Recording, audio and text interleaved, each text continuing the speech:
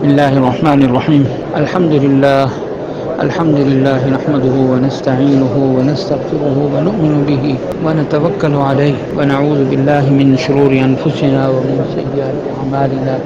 من يهده الله فلا مضل له ومن يضلله فلا هادي له.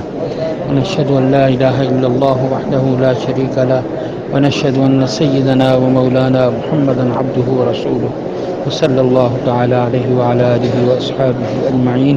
اما بعد، آج کی یہ مبارک مجلس اس لحاظ سے ہے کہ یہ مسجد نبوی شریف میں موجود ہیں، اور مجلس مسجد نبوی شریف کی اس سے بڑھ کر کیا فضیلت ہوگی اور کیا فضیلت ہو سکتی ہے کہ حضور صلی اللہ علیہ وسلم اس میں آرام فرما ہے، اور آپ کے ارشاد کے مطابق ما بین بیتی و منبری روضۃ من ریاض الجنہ، یہاں جنت کا ایک ٹکڑا بھی موجود ہے.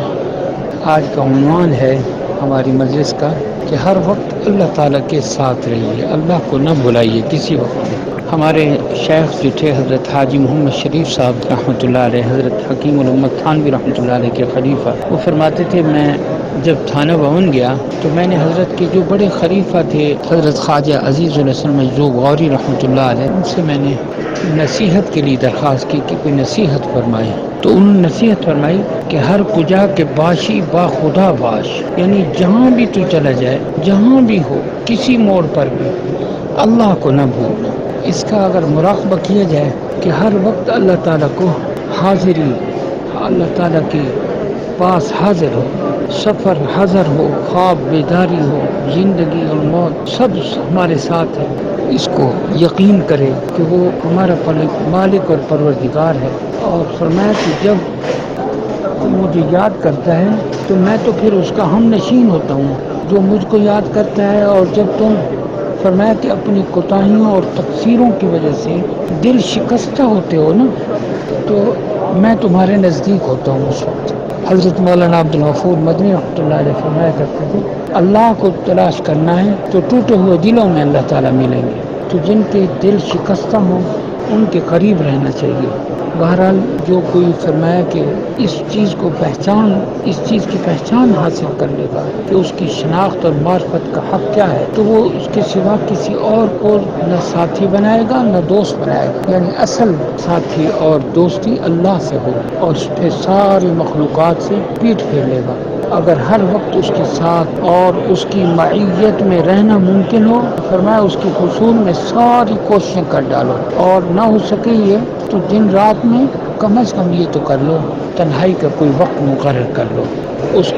پھر اس تنہائی میں اللہ تعالیٰ کے ساتھ راز و نیاز اور مناجات میں مشغول ہو جاؤ. اکیلے ہوں بس اللہ اور آپ اس وقت آنکھیں سامنے اپنی گود میں رکھیں. اس کے آداب ہیں کہ اس وقت کیسے آداب بجا لائے جائیں کہ پہلے تو اس طرح بیٹھا جائے کہ جیسے تشہد میں اگر آسانی سے ہو سکے، اور اپنی آنکھیں اپنی گود میں رکھیے اور زبان کو خاموش کر دی، لیکن دل میں اللہ تعالیٰ کی شان میں حاضر رہیے. اور ہرگز اس کا موقع نہ دیجیے کہ اللہ کے سوا کسی چیز کا بھی ہمارے دل میں گزر ہو. ہمارے اعضاء جوارح بالکل ساکن اور خاموش ہوں، ہر آن اللہ تعالیٰ کے حکم اور فرمان کے ہم منتظر ہوں. جو کچھ بھی واقعات اور خطرات دل میں پیش آئیں اس کی تقدیر پر اعتراض کرنے کا خیال بھی نہ آئے. ایسا اللہ تعالیٰ سے تعلق ہو جائے اور اس کے حکم اور قضا پر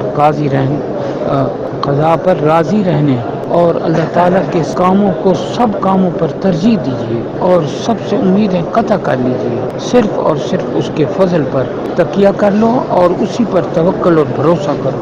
اور یہ سمجھو کہ اللہ تعالیٰ جو کچھ ہمارے مقدر میں لکھتا ہے اسی میں ہی ہماری بھلائی ہوتی ہے. یہ چیزیں اگر نصیب ہو جائیں تو اللہ تعالیٰ سے خاص تعلق ہو جائے گا. اور جب اللہ تعالیٰ سے خاص تعلق ہوگا پھر تو مزے ہی مزے ہیں، اور چاہیے ہی کیا. تو یہ چیز حاصل ہو جائے تو پھر کوئی پریشانی نہیں ہوگی. ہر وقت اللہ تعالیٰ سے تعلق ہوگا. جب بھی کوئی پریشانی پیش آئے گی فوراً یہ تعلق اس کو سنبھال لے گا، اور فوراً اللہ تعالیٰ کی مشیت پر کہ اللہ کی مشیت ہی ہے تو ہم کیا کر سکتے ہیں.